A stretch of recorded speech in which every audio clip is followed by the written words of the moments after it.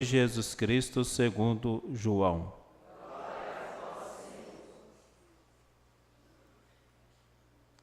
Naquele tempo, Jesus foi para o Monte das Oliveiras. De madrugada voltou de novo ao templo. Todo o povo se reuniu em volta dele. Sentando-se, começou a ensiná-los. Entretanto, os mestres da lei e os fariseus trouxeram uma mulher surpreendida em adultério. Colocando-a no meio deles, disseram a Jesus: Mestre, esta mulher foi surpreendida em flagrante adultério. Moisés na lei mandou apedrejar tais mulheres. Que dizes tu? Perguntavam isso para experimentar Jesus e para terem motivo de o acusar. Mas Jesus, inclinando-se, começou a escrever com o dedo no chão. Como persistissem em interrogá-lo, Jesus ergueu e disse: Quem dentre vós não tiver pecado, seja o primeiro a atirar-lhe uma pedra. E tornando a inclinar-se, continuou a escrever no chão. E eles, ouvindo que Jesus falou, foram saindo um, a começar pelos mais velhos, e Jesus ficou sozinho com a mulher que estava lá no meio do povo. Então Jesus se levantou e disse: Mulher, onde eles estão? Ninguém te condenou? Ela respondeu: Ninguém, Senhor. Então Jesus lhe disse: Eu também não te condeno. Podes ir, e de agora em diante não peques mais. Palavra da salvação.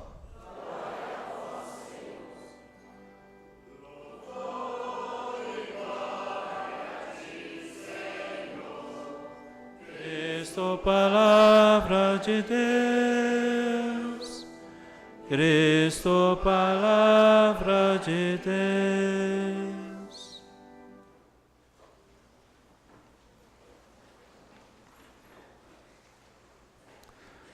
No início de nossa caminhada quaresmal, na quarta-feira de cinza, dizia-lhes que nós percorremos neste período 3 grandes caminhos. O caminho do jejum e da abstinência nos faz entrar em contato conosco, com a nossa soberba, purificar o nosso coração, para que assim possamos amar mais e melhor os nossos irmãos. O caminho da esmola é um modo de irmos ao encontro dos nossos irmãos e não compreendamos a esmola não só com a nossa disponibilidade material, mas também da nossa existência, do nosso amor às pessoas, da atenção que possamos dar a elas e ajudá-las também com nossos conselhos. E o terceiro caminho é o caminho da oração, pelo qual percorremos o caminho para chegar ao coração de Deus. Essas três vias, esses 3 caminhos, cumprem de algum modo o primeiro e o grande mandamento: amar a Deus e ao próximo como a si mesmo. O jejum, oração e esmola, caminhos que nos levam ao coração de Deus, das pessoas e ao próprio coração. Também vamos entendendo, então, que hoje, ao ouvirmos o Santo Evangelho, mais uma vez a oração se torna tema de nossa meditação e necessário para o nosso conhecimento do amor a Deus, do amor de Deus e da vontade do Senhor a nosso respeito. Então, assim, quando nós rezamos, não pretendemos nos aproximar de Deus simplesmente para saber quais as tarefas que Ele tem para nos dar. A oração também não é um balcão onde nós negociamos com Deus coisas melhores na vida. A oração não pode ser reduzida a uma espécie de reunião de trabalho, aonde me aproximo de Deus para discutir pontos da minha vida, mas é o lugar com o qual encontro com aquele que é nosso amado, o meu amado, para renovar também o amor por Ele e perceber quanto somos amados. Portanto, a vida de oração nos eleva, nos coloca junto de Deus e, ao mesmo tempo, ao encontro de nossos irmãos, ao encontro de nossas vidas. Quando rezamos, podemos dizer, e aí a palavra de Deus, o Evangelho, também nos indica um fruto da oração. São vários, mas podemos dizer que a humildade é um dos belos frutos da oração.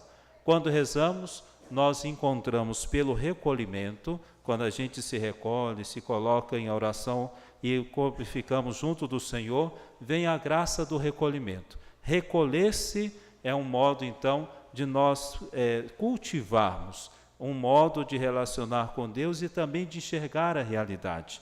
É muito importante que a oração, então, nos educa para que sejamos humildes. A humildade, recordem-se, não é simplesmente como alguém desprovido de coisas da vida. Pelo contrário, a humildade é uma riqueza do amor de Deus em nós. Papa Bento XVI já dizia que o humilde é aquele que vence tudo com amor. Mesmo diante das contrariedades, adversidades, a pessoa sabe imprimir caráter de amor nas coisas. Então esse é o significado da humildade. As rebeldias, quando a gente se irrita, quando elevamos as vozes, quando demonstramos irritação, tudo isso é falta de humildade. E a oração ajuda então a cultivarmos a verdadeira humildade e em tudo colocar o amor. Ao ouvirmos o Evangelho, Jesus está no Monte das Oliveiras. E vejam, o exemplo de vida de oração. Jesus reza. Ele reza e às vezes que Jesus rezou, sempre decisões importantes, sempre coisas importantes. Foi ele que chamou os 12 depois da oração no Getsêmani, foi ele que se doou inteiramente na cruz. E hoje mais um exemplo de oração. Jesus estava rezando, sai do Monte das Oliveiras, dirige-se ao templo. E ali então uma situação chata, é o que às vezes acontece conosco. Terminamos de rezar, quanto aborrecimento, quantas coisas podem aparecer, quanta chateação. E muitos até dizem, padre, olha, estou rezando, mas mais assombrações me aparecem. É verdade, veja o que aconteceu com Jesus. Ele terminou de rezar algo muito grave. Pessoas levaram uma pessoa para ser apedrejada. E mais do que isto, pretendiam atacar a própria vida dele. Então vejam assim, que muitas vezes a gente se irrita, fica triste, parece que a oração não está sendo efetiva. Cristo estava rezando e teve que enfrentar o aborrecimento tão grande. Vieram esses homens na verdade, com duas vontades. Primeiro, de expor uma pessoa, de tratá-la como objeto, de colocá-la de qualquer jeito no meio das pessoas. E, ao mesmo tempo, pretendiam atacar Jesus, para que ele então pudesse também tirar dele, vamos assim dizer, uma acusação. Jesus, diante de tudo aquilo, age com humildade e prudência. Ele escuta, inclina-se e começa a escrever com o dedo no chão. Esse detalhe do dedo, basta a gente recordar que lá no Antigo Testamento, Moisés recebeu das mãos de Deus as tábuas da lei, que Deus escreveu com o próprio dedo. Então, ao vermos isso de novo no Evangelho, entendemos que Jesus recorda que ele tem um poder como o do Pai, ou seja, de resolver todas as coisas. Poderia Jesus usar de força sobrenatural para resolver aquela questão, mas pegou o caminho da humildade para que aprendamos dele. Então, sim, Jesus ergue-se, porque as pessoas estavam insistentes com ele. E ele vai dizer, se há entre vós que não tem pecado, atire a primeira pedra. Um a um, dos mais velhos aos mais novos, se retiraram, como diz o Evangelho. Vejam, irmãos, Cristo é tão misericordioso, tão cheio de prudência e tão movido pelo Espírito Santo, que ele não salvou só a mulher, mas salvou também aqueles homens que se comportavam como cães ferozes, porque Jesus destrói o muro da hipocrisia e entra na consciência daqueles homens. Muitas pessoas saíram daquele dia, daquela ferocidade, pensando, que sou eu? Que devo fazer da minha vida?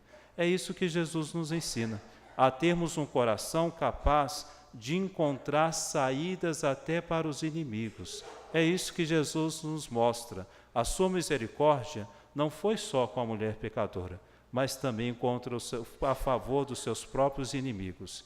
Que o Senhor nos dê essa graça, e que possamos repetir muitas vezes, Jesus, dá-me teu coração manso e humilde, dá-me teus sentimentos, dá-me a tua prudência, dá-me a tua inteligência, para que eu possa não sucumbir à maldade das pessoas, mas achar um caminho para todos. Então, assim, Jesus nos ensina que pelo recolhimento e pela prudência encontrou um caminho para todos.